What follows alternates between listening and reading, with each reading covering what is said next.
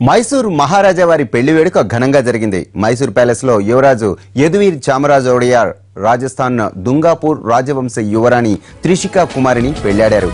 అతి ముఖ్యమైన 550 మంది అతిథుల సమక్షంలో వివాహ వేడుకను రాజపురోహితుడు నిర్వహించారు.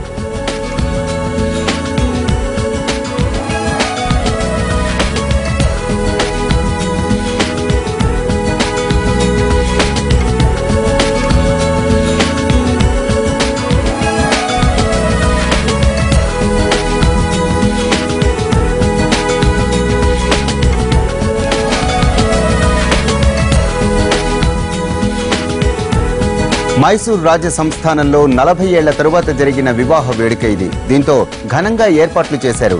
రాజ సంప్రదాయాల ప్రకారం పెళ్లి సంబరాలు జరిగాయి. శతాబ్ద కాలం నాటి అంబా ప్యాలెస్ ఈ వేడుకకు వేదికైంది. దేశంలో రాజ కుటుంబాలకు చెందిన ప్రముఖులు దాదాపు 550 మంది సమక్షంలో వివాహం జరిగింది.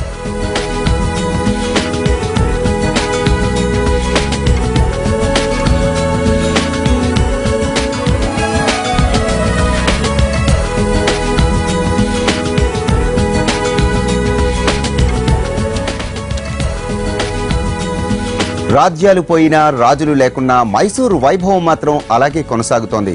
ప్రజలు కూడా రాజకుటుంబాన్ని అదే విధంగా గౌరవిస్తున్నారు.